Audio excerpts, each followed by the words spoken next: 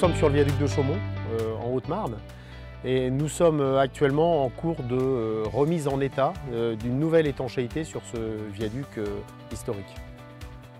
Alors le viaduc, c'est un viaduc, un ouvrage exceptionnel. Il fait 600 mètres de long, 50 mètres de hauteur. Il est composé de 3 niveaux, 50 arches au 3e niveau, 46 au 2e et 26 au 1er.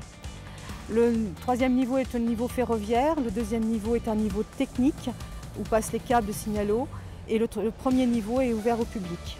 Ça représente 60 000 m3 de pierre de taille. L'étanchéité d'un ouvrage d'art, c'est finalement la couverture que l'on peut mettre en place sur ces ouvrages maçonnés. C'est, pour faire la métaphore d'une construction classique, c'est la couverture, le toit que l'on a sur une maison. C'est s'assurer que l'eau zénitale et l'eau de la plateforme ferroviaire ne s'infiltrent pas à l'intérieur de cette maçonnerie. Les arrivées d'eau dans les maçonneries, c'est le pire ennemi des ouvrages parce que l'eau s'infiltre par les fissures. Avec le gel, ça risque d'éclater les pierres et on a des risques de chute de pierre. Et cet ouvrage, on s'aperçoit qu'il y avait de nombreuses arrivées d'eau, donc on refait l'étanchéité. La dernière datait de 1979.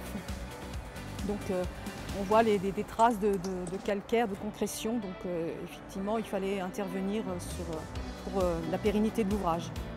L'étanchéité qui a été mise en place sur le viaduc du 3e niveau, donc sur la plateforme ferroviaire, est composée en fait d'un système non adhérent qui est constitué de 3 couches, donc un géotextile de 700 grammes par mètre carré, une feuille bitumineuse type Terranap de 4 mm d'épaisseur et un géotextile de protection qu'on appelle Géofait Ballast de densité 2000 grammes par mètre carré.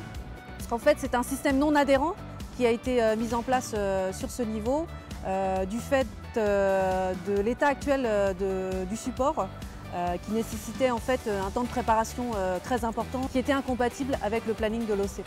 L'ingénierie SNCF pilote la construction du projet et puis elle consulte les entreprises qui sont qualifiées chez SNCF. Pour travailler chez SNCF Réseau, il faut disposer d'une qualification spécifique.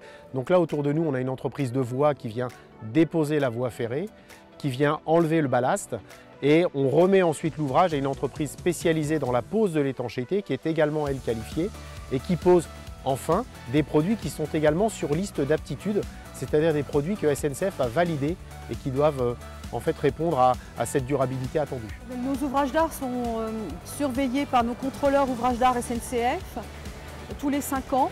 Donc ils viennent avec une nacelle négative, ils inspectent toutes les arches et toutes les piles. Ensuite, pour préparer un chantier comme celui-ci, c'est de nombreuses années d'études, aussi bien le permis de travaux avec l'architecte des bâtiments de France, qu'un diagnostic chauve-souris pour la protection des animaux, un diagnostic environnemental, l'étude de sol, l'étude des matériaux, une étude aussi à partir de nos documents d'archives, les plans et l'historique des réparations qui ont eu lieu sur l'ouvrage. Donc effectivement, un chantier comme celui-ci se programme au minimum 3 ans à l'avance parce qu'il faut préparer avec SNCF Voyageurs des bus de substitution puisque la voie est fermée pendant 5 semaines. La SNCF a tout mis en œuvre pour que ce chantier soit le plus efficace et rapide possible tout en préservant la solidité et l'esthétique du viaduc.